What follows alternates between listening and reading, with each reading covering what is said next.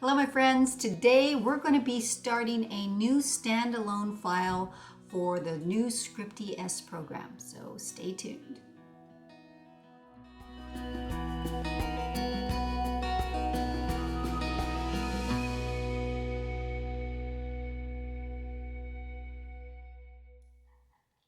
Hello my friends, welcome back to my channel. And today we're going to be going over a couple of things. Oh, first of all, for those of you who don't know me, my name is Monica. I am a script supervisor. I've been in the industry for over 35 years. I am now retired and I make videos for you. So today what we're going to be going over, a couple of things. We're going to be going over one, how to start a standalone file in the ScriptE program, the new ScriptE S program, and we're also going to show you how to import scripts from an email. So you're probably asking yourself, what is a standalone file? Well, a standalone file is a project that isn't part of a TV series, or it's a complete script from one production. So for example, it would probably be like a feature film or a short film or a commercial or a TV special or even a student film. Okay, so that's what we're going to go over today. All right, so let's dive in. Okay, so the first thing we need to do is open up the ScriptE program. Now, if you haven't downloaded your program, you can watch my last video and it'll guide you step by step on how to create a file and a subscription and create a new account. Okay, so but once you do that, this is what it's going to look like. You're going to have your two sample files here and just everything else is blank. This is where your files are going to be located. Okay, right in that section right there. So what you want to do to start a new file is you're going to come up here to the add button. And because we're working with a standalone file, we're going to click on the standalone file. And this is where you're going to name your file. So we're going to call this is us, and we're going to call it 512 because that's the episode I'm going to be downloading. So once you download your file, you click enter, and it's going to come up here, your new file. All right, so now what we're going to do is we're going to open it up, and you're going to have a blank file here. This is your script breakdown window. So we call it's a script breakdown window because once you download your script, this is where all of your scene numbers are going to be populated. But since there's no scenes populated yet, it's because we haven't downloaded anything. So we're gonna do that right now. So now if you notice in this new version we have the revision button up here, whereas before it was down here, but now it's up here. So what we're going to do is we're going to click on the revision button, and this is now the revision window, the script revision window. And in this window here, you're going to notice that you have a paper size options. You have either letter size or you have A4. A4 is just a larger page size than just the regular letter size. That's the A4 is for, like other regions where they use a larger paper. But the letter size is what you're normally going to be using, so you just always leave it at letter. Over to the right, you're going to have your script layout buttons. You have normal, tight, and very tight. That you're normally going to leave it on normal because that's usually if you're not sure, because it's usually in your final draft, in their final draft version.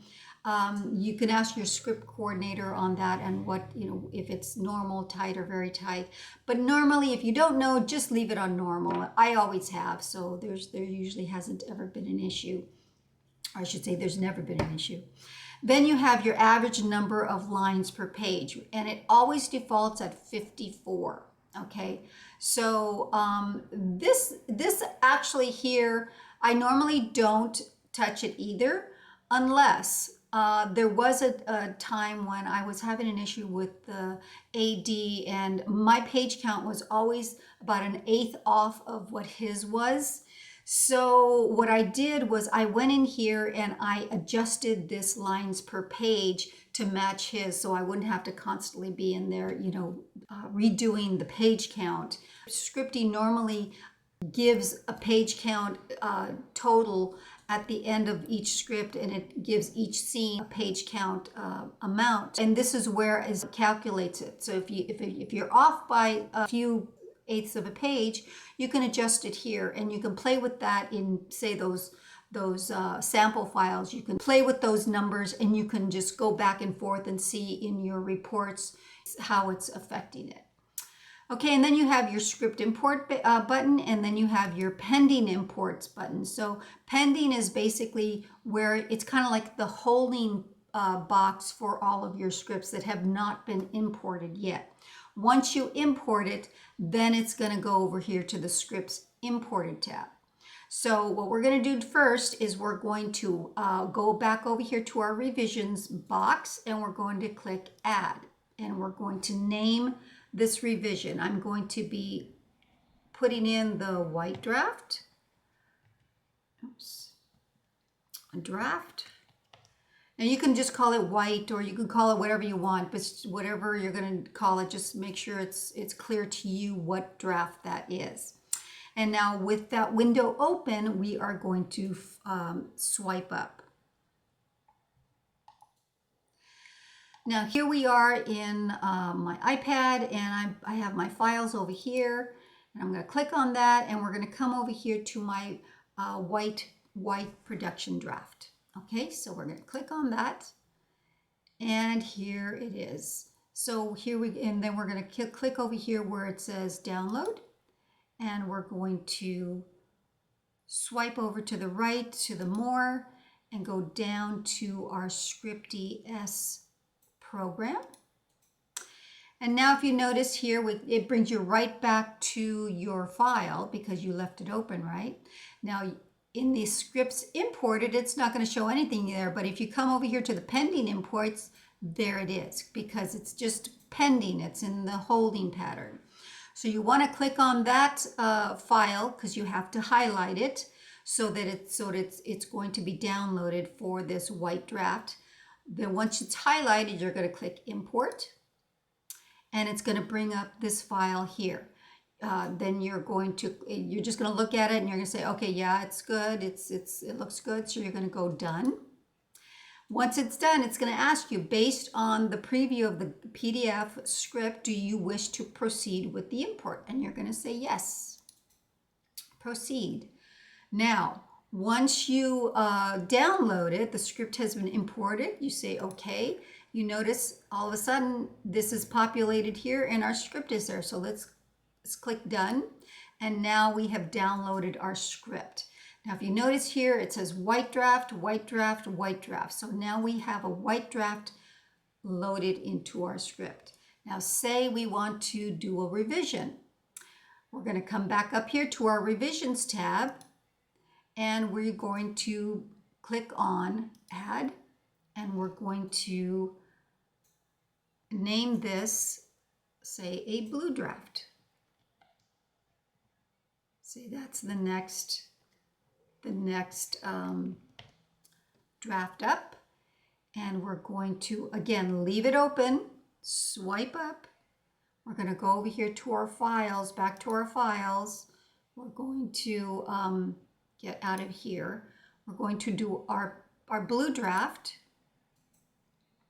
We're going to do the same thing. We're going to download, swipe over here to the right to the more, and we're going to go down to our ScriptE S program, and we have our white drive in the imports, and in the pending is our blue draft. So we have to again highlight it. Now we're going to import. We say yes, it looks good. We're going to say done. Now it says, based on the preview of the PDF, do you wish to proceed with this import? You're going to say proceed because it looked good. And it says it has been imported. You're going to say okay. Let's click done. And let's see here. Okay, so we have our blue draft and our white draft. So of course, the blue draft is only going to be showing on the scenes that the blue draft was changing.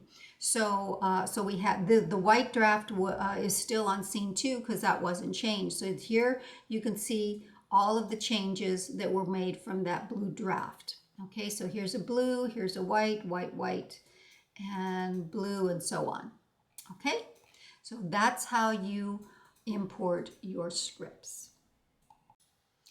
Okay, now to keep things running smoothly during pre-production and while you're shooting, you always want to try and upload your files at the start of the day, at lunchtime, and at the end of the day. Okay, so this is going to help prevent any slowdowns or minimize any kind of potential issues that you might have on later on. Okay, and the way you do that is by clicking on this little button up here. This is your upload button. So you're going to click on that. And it's going to ask you to it's going to ask you, are you sure you want to upload your changes and download updates? You're going to say yes. And then it's going to ask you for your credentials. So it knows where to basically put that file. So you're going to say yes, you're going to put in your password and you're going to say log in. And once it's very fast because if there was more on this file, it would probably take a little bit longer, but since it's just, it doesn't have very much on this file, it happens very quickly.